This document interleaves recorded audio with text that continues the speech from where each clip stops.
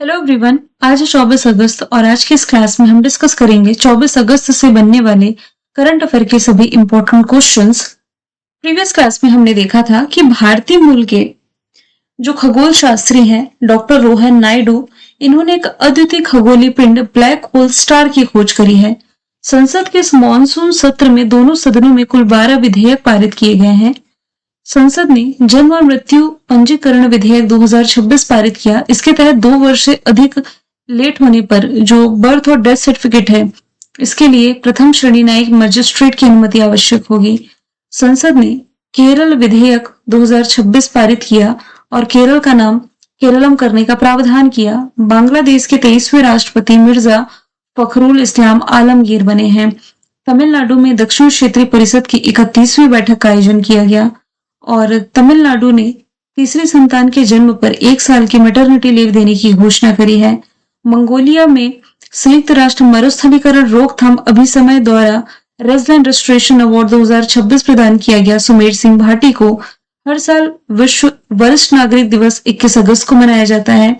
कविता में उनके कंट्रीब्यूशन के लिए सरला पुरस्कार 2026 के लिए चुना गया है। आशुतोष पारिदा को आरबीआई ने अपने केंद्रीय बोर्ड में निदेशक के रूप में एस सोमनाथ की नियुक्ति की है और हाल ही में केंद्रीय मंत्रिमंडल ने लद्दाख में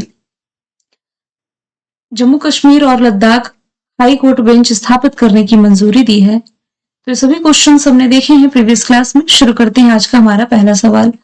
सवाल है, मिल्की वे के सबसे तेज तारे का नाम क्या है जिसे हाल ही में वैज्ञानिकों के द्वारा खोजा गया?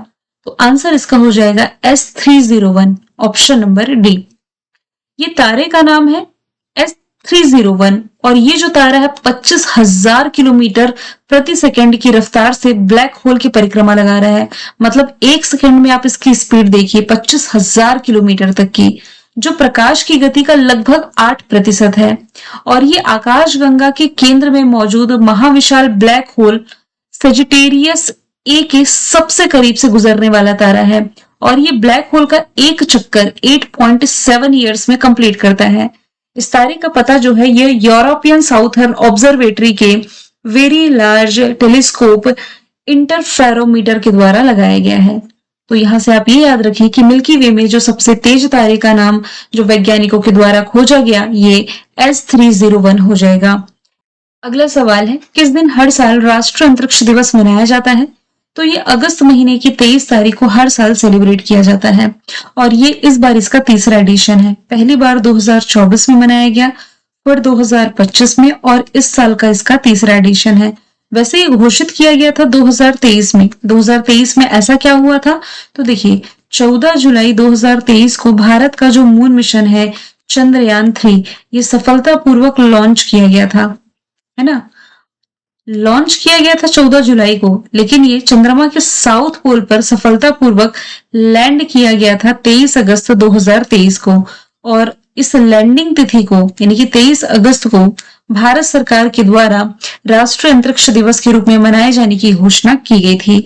इस बार की थीम है विकसित भारत की ओर इनोवेशन, सहयोग और ग्लोबल स्पेस लीडरशिप की आकांक्षा, यानी कि टुवर्ड्स विकसित Bharat, innovating, collaborating and aspiring to global space leadership.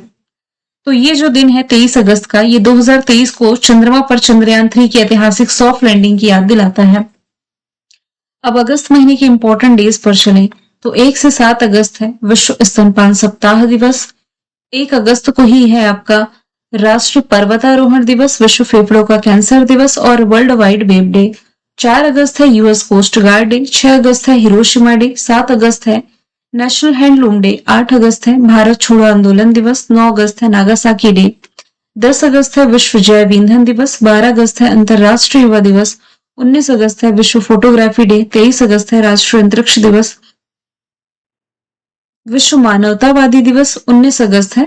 20 अगस्त है वर्ल्ड मॉस्किटो डे, सद्भावना दिवस और भारतीय अक्षय ऊर्जा दिवस। 21 अगस्त हमने देखा है विश्व वरिष्ठ नागरिक दिवस। तीसरा सवाल है, 2026-27 के कार्यकाल के लिए सुप्रीम कोर्ट बार एसोसिएशन के नए अध्यक्ष के रूप में किसकी नियुक्ति की गई है? तो विकास सिंह तो पहले आप पढ़ ही रहे थे, लेकिन अभी हाल ही में प्रदीप राय जो है ये सुप्रीम कोर्ट बार एसोसिएशन के नए अध्यक्ष बने हैं 2026-27 के कार्यकाल के लिए। सुप्रीम कोर्ट बार एसोसिएशन जो है ये भारत के सुप्रीम कोर्ट में प्रैक्टिस करने वाले जो वकील हैं इसका प्रतिनिधित्व करता है। Supreme court bar association supreme court के कानूनी समुदाय के हितों और कल्याण का प्रतिनिधित्व करने में अहम भूमिका निभाता है। हालिया अपॉइंटमेंट का यदि हम डिस्कशन करें तो राहुल नवीन ईडी के निदेशक के रूप में नियुक्त किए गए हैं। सेबी के कार्यकारी निदेशक हैं प्रशांत महापात्रा। नीति आयोग के सीईओ अनुराग जैन है। हरजीत सिंह ग्रेवाल अल्पसंख्यक आयोग के अध्यक्ष हैं। दिल्ली पुलिस आयुक्त अनुराग कुमार बनाए गए हैं। सीआईआई के अध्यक्ष आर मुकुंदन, सीबीडीटी के अध्यक्ष रवि अग्रवाल। विक्रम साराभाई अंतरिक्ष केंद्र के निदेशक है Upendra P Rajeev. Solicitor general है तुषार मेहता। सांख्यिकी आयोग के अध्यक्ष सहबल चट्टोपाध्याय। डीआरडीओ के अध्यक्ष राजेश कुमार सिंह। सीबीआई के निदेशक प्रवीण सूद। सीडीएस है एनएस राजा सुब्रमणी। नौसेना प्रमुख है एडमिरल कृष्णा स्वामीनाथन। सीबीएफसी के हेड हैं शशि शेखर वेम्पति। एचएएल के चेयरमैन हैं रवि के। डीएमआईएल के सीईओ हैं संजय जमुआर। सूचना प्रसारण मंत्रालय के सचिव हैं चंचल कुमार। नीति आयोग के सीईओ अनुराग जैन हैं। ओबीसी आयोग की साध्वी निरंजन ज्योति। डीजीसीए के वीर विक्रम यादव। सेबी के पूर्णकालिक सदस्य वेंकट रमना मूर्ति। सतर्कता आयुक्त है Praveen Vashishtha. Bill and Melinda Gates foundation की नई India country director Rachna Vyas है और प्रेस क्लब ऑफ इंडिया की पहली महिला अध्यक्ष संगीता बरुआ हो जाएंगी। सवाल चौथा है, सुप्रीम कोर्ट ने एंट्री लेवल जुडिशियल सर्विस के लिए जरूरी कानूनी प्रैक्टिस की अवधि इसे 3 साल से घटा करके कितना किया है? तो ये घटा करके मात्र 1 साल कर दी गई है। ऑप्शन बी राइट आंसर है। सुप्रीम कोर्ट ने जो सिविल जज है यानी कि जूनियर डिवीजन की भर्ती के लिए जरूरी कानूनी प्रैक्टिस की अवधि 3 साल से घटा करके 1 साल करी। ये फैसला 21 अगस्त 2026 को सुनाया गया, जिसमें कोर्ट की 2025 की 3 साल की जो प्रैक्टिस वाली पुरानी शर्त थी इसमें बदलाव किया गया है। चुने गए उम्मीदवारों को अदालत में काम संभालने की इजाजत मिलने से पहले 1 साल की अनिवार्य न्यायिक ट्रेनिंग से गुजरना होगा। कोर्ट ने उम्मीदवारों को कोर्ट रूम का अनुभव दिलाने के लिए न्यायिक अधिकारियों के तहत एक व्यवस्थित क्लर्कशिप प्रैक्टिकल अनुभव की व्यवस्था शुरू करी है। सुप्रीम कोर्ट की यदि हम बात करें ना तो इसकी जो बात है ये की गई है आर्टिकल 124 से 147 में भाग 5 में निर्णयों पर ये पुनर्विचार कर सकता है। आर्टिकल 137 में रिट जारी करने का अधिकार है। आर्टिकल 32 में सीजीआई को शपथ दिलाते हैं देश के राष्ट्रपति। पहले मुख्य न्यायाधीश हीरालाल जे कानिया थे, अभी जस्टिस सूर्यकांत है। मोहम्मद हिदायतुल्ला इकलौते से व्यक्ति थे जो देश के कार्यवाहक राष्ट्रपति, उपराष्ट्रपति और सीजीआई भी रहे। क्वेश्चन कर यदि हम सुप्रीम कोर्ट के करंट अफेयर की तो हाल ही में संसद ने सुप्रीम कोर्ट संशोधन विधेयक 2026 को मंजूरी दी। इसके तहत भारत के सुप्रीम कोर्ट में न्यायाधीशों की संख्या बढ़ा करके 34 से 38 किया है। भारत सुप्रीम कोर्ट ने चुनाव आयोग द्वारा मतदाता सूची के एसआईआर को पूरी तरीके से संवैधानिक ठहराया है। सुप्रीम कोर्ट ने न्यायिक सुगमता के लिए 2 प्रमुख तकनीकी पहल लॉन्च किया है, वन केस वन डेटा और सुसहाय। भारत के सर्वोच्च न्यायालय द्वारा स्टेट बार काउंसिल में महिलाओं को 30% का रिजर्वेशन का निर्देश दिया गया। लास्ट ईयर इसने 2 पोर्टल लॉन्च किए थे, सुपेस और फास्टर। अगला सवाल है, 18 अगस्त 2026 को स्पेस वॉक करने वाली पहली फ्रांसीसी महिला कौन बनी? तो यहाँ से सोफी एडेनॉट राइट आंसर होगा, ऑप्शन नंबर बी। हमने देखा था ना कुछ समय पहले ही कि भारतीय मूल के जो अनिल मेनन है ये स्पेस वॉक करने वाले यानी कि अंतरिक्ष स्पेस स्टेशन पर स्पेस वॉक करने वाले भारतीय मूल के तीसरे व्यक्ति बने थे। तो इन्हीं के साथ में ही ये जो सोफी एडेनॉट है इन्होंने स्पेस वॉक करी है। डिटेल में देखिएगा, इन्होंने नासा के अंतरिक्ष यात्री जो कि भारतीय मूल के हैं अनिल मेनन, इनके साथ आईएसएस के बाहर एक ऐतिहासिक स्पेस वॉक किया है। यूएस स्पेस वॉक 97 नाम का ये स्पेस वॉक 6 घंटे 23 मिनट तक चला। इसका मुख्य मकसद इंटरनेशनल स्पेस स्टेशन के Z1 ट्रस्ट सेगमेंट पर लगे खराब स्पेस टू ग्राउंड एंटीना को बदलना था। भारत का पहला वाणिज्यिक बायो पॉलीमर संयंत्र है जो कि ये किस जिले में स्थापित किया जा रहा है? तो ये उत्तर प्रदेश में स्थापित किया जा रहा है। उत्तर प्रदेश में कहां पर? Lakhimpur Kheri. Option number C इसका राइट आंसर हो जाएगा। देखिए यहाँ पर मेंशन भी है कि उत्तर प्रदेश के लखीमपुर खीरी में अक्टूबर तक, इस साल अक्टूबर तक भारत का जो पहला वाणिज्यिक बायोपॉलीमर है बायोपॉलीमर संयंत्र है जो कि स्थापित किया जाएगा। ये इंटीग्रेटेड प्लांट जो होगा ना, ये गन्ने को चीनी में कन्वर्ट करेगा और बाद में इसे माफ कीजिएगा, पीएलए का मतलब है पॉलीलैक्टिक एसिड आधारित जो बायोप्लास्टिक है ना, इसमें कन्वर्ट करेगा। तो पीएलए एक तरह का आप कह सकते हैं जैव आधारित पॉलीमर है जिसका उपयोग पैकेजिंग में और फिर अन्य चीजों में भी किया जाता है। हालांकि तो इस प्लांट को जीरो लिक्विड डिस्चार्ज प्रणाली के साथ डिजाइन किया गया है, जिससे हानिकारक जो लिक्विड अपशिष्ट है ना आपका, इसका उत्सर्जन है जो कि कम होता है। हालांकि इसकी आधारशिला 22 फरवरी 2025 को रखी गई थी योगी आदित्यनाथ के द्वारा और इसका निर्माण लगभग 3000 करोड़ की लागत से किया जा रहा है। पर्यावरण सुरक्षा की यदि हम बात करें तो प्रदूषण रोकने के लिए इस सुविधा में जीरो लिक्विड डिस्चार्ज प्रणाली का उपयोग किया गया है, जिससे कोई भी हानिकारक तरल अपशिष्ट बाहर नहीं छोड़ा जाएगा। भारत के पहले राज्य की यदि हम बात करें तो पंजाब कक्षा 1 से 12 तक आर्टिफिशियल इंटेलिजेंस को मुख्य रूप से या मुख्य विषय के रूप में शामिल करने वाला पहला राज्य है। भारत का पहला ऑफशोर एयरपोर्ट महाराष्ट्र में। भारत की पहली निजी क्षेत्र की हाइब्रिड 2G एथेनॉल परियोजना को उत्तर प्रदेश में मंजूरी मिली। महाराष्ट्र सरकार ने भारत की पहली चालक रहित पॉड टैक्सी परियोजना को मुंबई में लॉन्च किया। भारत का पहला prototype fast breeder reactor Tamil Nadu में स्थित है।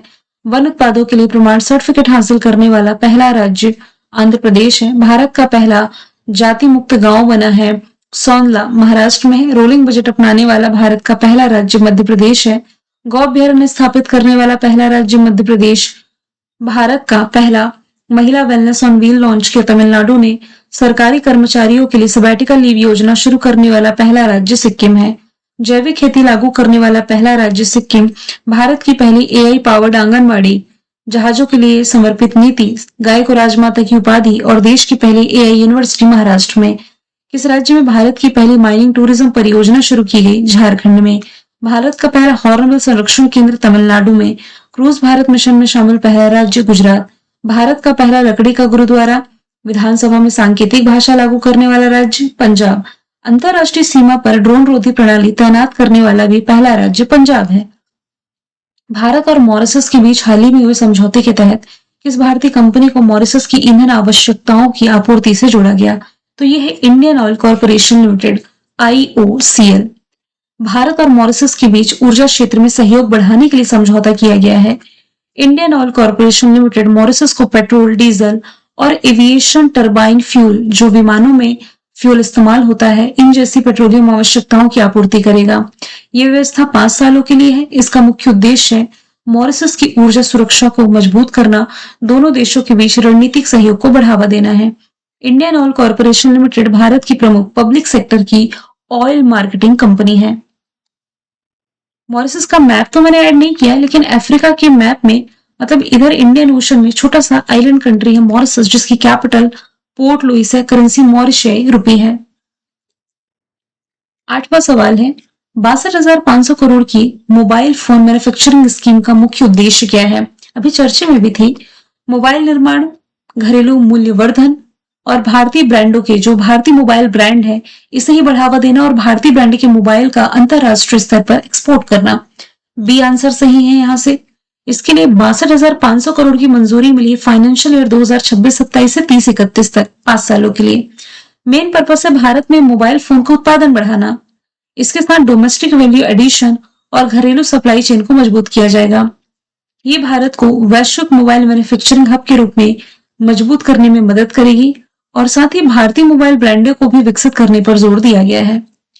हाल ही में भारतीय नौसेना को तीसरे anti submarine warfare shallow watercraft के तौर पर कौन सा जहाज सौंपा गया है? देखिए, इंडियन नेवी में शामिल जो 2 anti submarine warfare shallow watercraft हैं, जिसमें INS माहे और मालवन का नाम बता चुकी हूँ। तीसरा यहाँ से मंगरोल का नाम याद रखना है, जो इंडियन नेवी में शामिल हो चुका है 21 अगस्त को। इसका जो निर्माण है कोचीन स्थित कोचिन शिपयार्ड लिमिटेड द्वारा स्वदेशी तकनीक से डिजाइन और तैयार किया गया है। मंगरोल उन 8 anti submarine warfare shallow watercraft में तीसरा है, जिसे कोचिन शिपयार्ड लिमिटेड भारतीय नौसेना के लिए बना रहा है। ये क्राफ्ट पानी के नीचे खतरों का पता लगाने के लिए, उनसे निपटने के लिए एडवांस शैलो वाटर सोनार, हल्के तारपीडो और स्वदेशी एंटी सबमरीन रॉकेट से लैस है। इस जहाज में 80% से ज्यादा स्वदेशी कलपुर्जों और तकनीक का इस्तेमाल किया गया है, जो भारत के आत्मनिर्भर भारत और स्वदेशी रक्षा प्रणाली या रक्षा निर्माण के लक्ष्यों को बढ़ावा देता है। सवाल 10वां है, लॉजन डायमंड लीग 2026 में पुरुषों के जेवलिन थ्रो की स्पर्धा किसने जीती है? ये जीत ली है रुमेश थरंगा पथिरागे ने, जो कि बिलोंग करते हैं श्रीलंका से। इन्होंने कुल मिलाकर के 88.14 मीटर का थ्रो किया और गोल्ड जीता। नीरज चोपड़ा 88.05 के थ्रो के साथ दूसरे स्थान पर थे, मतलब मात्र 9 सेंटीमीटर चूक गए। तीसरे स्थान पर ग्रेनाडा के एंडरसन पीटर्स थे 86.69 मीटर के थ्रो के साथ। इस प्रतियोगिता का आयोजन लॉजन डायमंड लीग जो रही है स्विट्जरलैंड के लॉजेन में किया गया था। 57वें नंबर का जो अंतरराष्ट्रीय फिल्म महोत्सव है 2026 का, इसका आयोजन किया जाएगा गोवा में। हालांकि हर साल ये गोवा में ही आयोजित किया जाता है। 21 अगस्त 2026 को दिल्ली के कर्तव्य भवन 2 में इसकी जो मीटिंग रही है, जिसकी अध्यक्षता सूचना प्रसारण मंत्री एल मुरुगन ने करी है।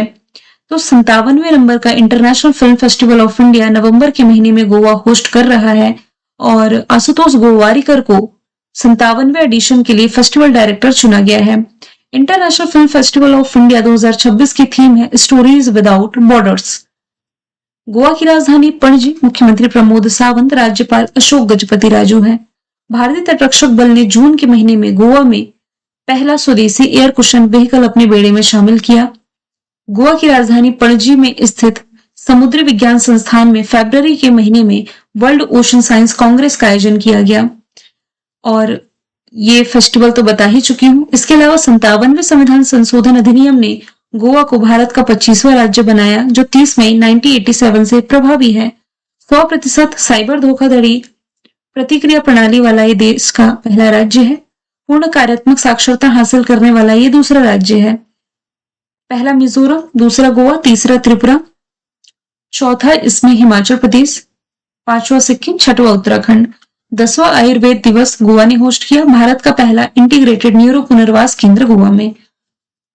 प्रधानमंत्री आशा योजना का मुख्य उद्देश्य क्या है?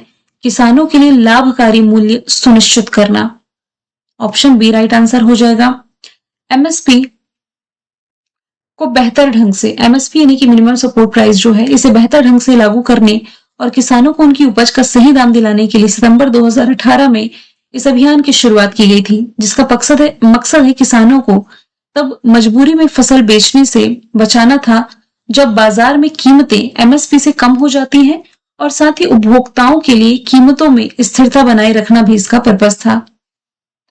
साथ ही साल 2026-27 के लिए प्रधानमंत्री आशा के तहत 7200 करोड़ का आवंटन किया गया है, इसलिए न्यूज में आया है। प्रधानमंत्री आशा के 4 प्रमुख हिस्से हैं: price support scheme, price stable fund, price stabilisation fund, price deficiency payment scheme और मार्केट इंटरवेंशन स्कीम। स्कीम्स की बात आई है तो आयुष्मान भारत योजना 23 सितंबर 2018 को शुरू की गई। डिजिटल इंडिया कार्यक्रम 1 जुलाई 2015 को और मेक इन इंडिया 25 सितंबर 2014 को। प्रधानमंत्री जनधन योजना 28 अगस्त 2014 को। स्वच्छ भारत मिशन 2 अक्टूबर 2014। बेटी बचाओ बेटी पढ़ाओ 22 जनवरी 2015। मुद्रा योजना 8 अप्रैल 2015 की। मैंने कल आपसे पूछा था FIH हॉकी वर्ल्ड कप 2026 का उद्घाटन किया गया कहां पर? बेल्जियम, नीदरलैंड में। आज का सवाल है सेमिकॉन इंडिया 2026 कहां आयोजित किया जाएगा? आंसर जो भी है कमेंट बॉक्स में बताएं। मिलेंगे नेक्स्ट क्लास में। Thank you so much.